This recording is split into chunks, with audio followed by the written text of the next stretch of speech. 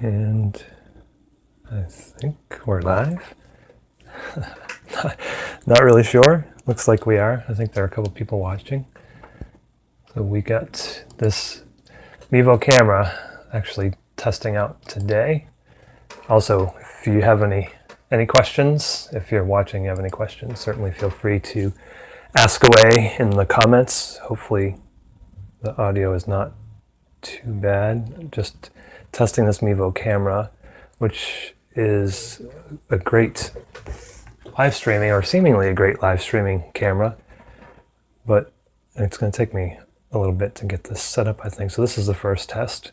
I've also got the Canon 85mm and SL2 here if you want to ask any questions, but primarily we're looking at testing this Mevo, which allows us to do some pretty cool things like pan and zoom. You can see that my face was there, and now you can see this camera. It allows me to get multiple different shots. It's a 4K camera that allows you to basically to punch in. Since I'm broadcasting at 1080p, you can make a bunch of different shots. You can pan and zoom. Just a quick zoom here to show you. And then you can set up a bunch of different shots. I'm not sure how the video quality is going to be, or the audio quality.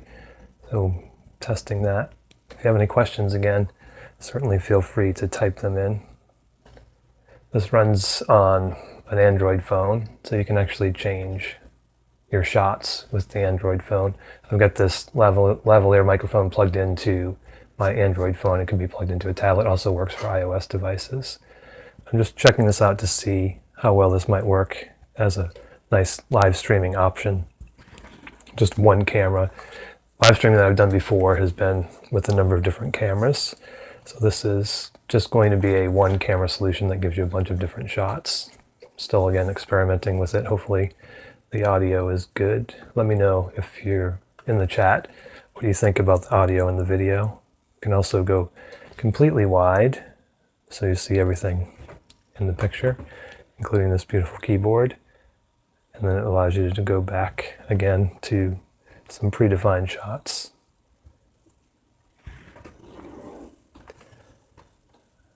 And I did a video recently on this Canon SL2 with this 85mm lens. So if you have any questions about that, any follow-ups, or actually you can ask anything you want as we test this video.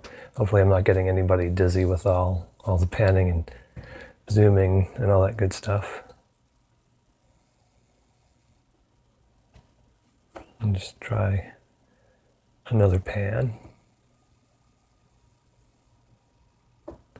from my face down to the camera. It's a great camera, by the way. I've done a review on this camera as well. The lens is pretty solid. It's a less expensive version than their f1.2, which is very expensive. This one's around $450. Combined with this SL2, it does have the flip-out screen. Really good vlogging camera. But this Mevo camera, I didn't set up another camera to show you, but it's tiny and it's portable. It comes with a 1-hour battery. So you can basically take this and put this anywhere. I've got it just set up on a tripod. It connects to your mobile device, and then from there you can stream. It's actually really handy. The other setup that I have, I've got a bunch of cameras connected to capture devices that connect to the PC, and it's a bit of a project to try to get the live stream going. With this, just fire it up, and basically I'm online very, very quickly. And it will give me different camera shots as well. And again, the ability to zoom and pan and tilt and all of that good stuff. Let me know how the video looks. It seems like it's grainy when I zoom in, or grainier when I zoom in, and then it's not too bad when we've got the wide shot like we have here. But just a quick comparison. This is zoomed in.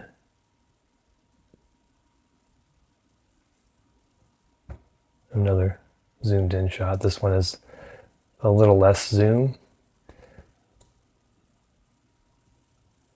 and then we're gonna just go wide. And I do have a lighting setup. It's the same lighting setup that I use. I've got two decent sized lights up here. I'm hoping that the video doesn't look too grainy, although some of the stuff I saw online, it did look fairly grainy when you zoom in. So it's a 4K sensor, and you should be able to crop into that to get 1080p, which is where I'm broadcasting. It shouldn't be too bad. But I did notice that my phone is in that shot. Maybe I'll move that a little bit and come back to, we'll call this camera 1, if you want to call it camera 1. It's the same camera. And then camera 2, and we can zoom in on camera 2. And it does have autofocus. It's a little awkward looking at the screen on my phone, trying to figure out my shot. But I suppose I'll just have to get used to the framing. If I keep the same shots in the same spot, it should be okay. It looks pretty good. We'll go back to wide. See the difference in the video quality. Again, if you happen to be watching, you want to just type in a comment and let me know what you think so far, audio and video. Seems like the audio might be a little bit high, but I'm going to listen to this after. But interested to see what you think on the live stream. And we'll go back to the camera. Any questions at all? Anything that comes to your mind about photography, videos, YouTube, North Carolina, the zoo? Hey, Karen.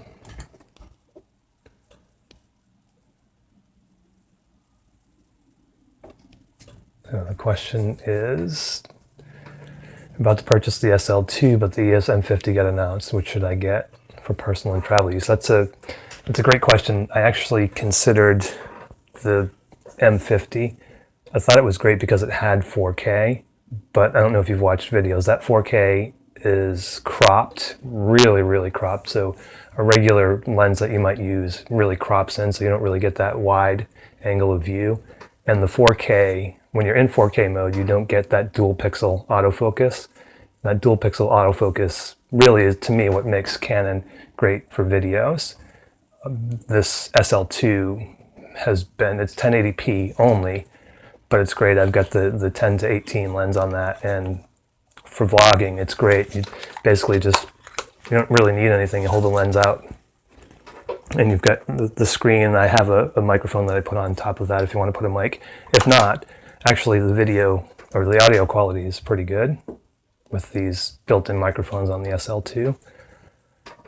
So it's hard to say. You get the SL2 right now with the kit lens, an 18 to 55 lens for, I think it's around $550. And I think the M50 is going for $800 or so, something in that neighborhood. It's if it were me and I was just starting and I didn't really need the 4K, I would choose this. And with the M50, if you want to use lenses that are regular Canon EF lenses, you'll have to buy an adapter to be able to do that, or you can buy the limited selection of lenses that they have for the M50, and it really is limited to 5 or maybe 6 lenses. And I think that they're a little bit more expensive than kind of the standard Canon lenses.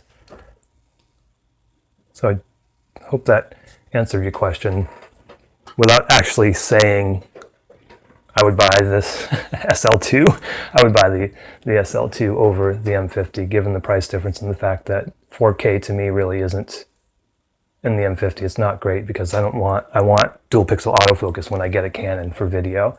For stills, you know, I think they probably have very similar sensors, a 24 megapixel sensor. So I think for stills, they'll be pretty much about the same as far as pictures go. And I did test with the M5 or M6. I tested that adapter that you can get to put regular EF or regular Canon lenses on it, and it worked flawlessly. So it's not a big deal, but it is a $200 add-on that you would have to get if you wanted to use if you had any existing Canon lenses. It'd be difficult to, or not difficult, but expensive.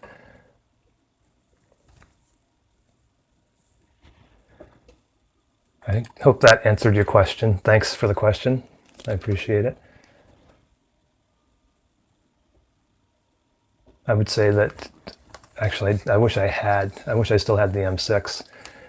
This is, although it is bulky, it's really, really light. Without the lens, it weighs a pound, I believe. So it's really light. And if you get that 10 to 18 lens, which I have here, it doesn't really add that much weight. This lens is really, really lightweight, so you can see.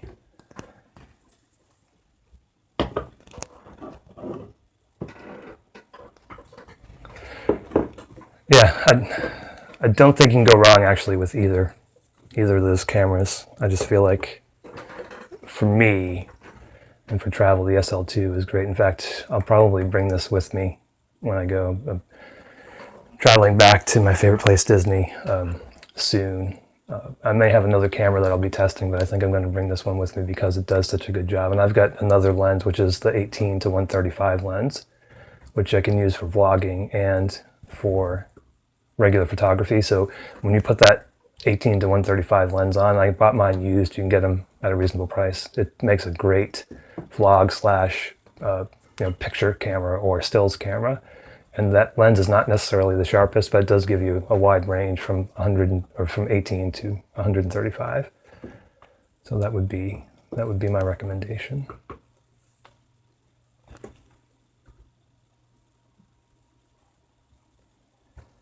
I'm just going to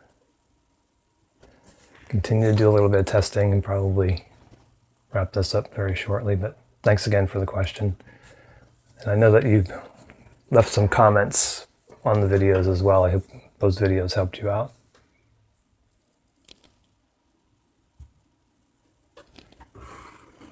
But this 10 to 18 comes in a kit with a 50 millimeter lens, which is it's a 50 millimeter f1.8. I think it was around $350, which again, I know it's a fair amount of money, but in the grand scheme, it's not too bad. So with this 10 to 18, you get something that's really good for vlogging. And then if you want to do something for like portraits or walking around, the 50 millimeter lens is great. And that f1.8 aperture will allow you to get kind of those blurry backgrounds and be able to take some decent portraits, or at least what I consider to be decent portraits.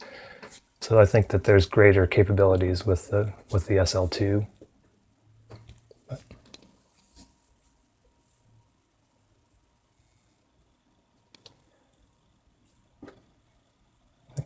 think I'm liking this Mevo so far. I just got it in. UPS just dropped it off a little while ago.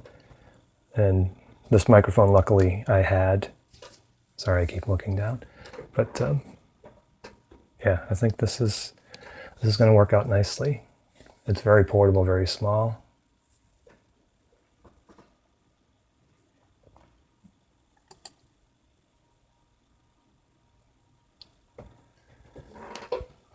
All right, I think I'm going to wrap this up unless there are any other questions or comments before I go. I'm sure I'll be using this again for live streaming in the future. I think I'm going to try to go back to my Friday live streams. There weren't necessarily a lot of people watching, but I think I'm going to continue to do those, and hopefully those will catch on. But during those live streams, you can pretty much ask anything, which I hope will have value. I'll try to do some planned stuff as well, like I have in the past with the macro photography and talking about different lenses.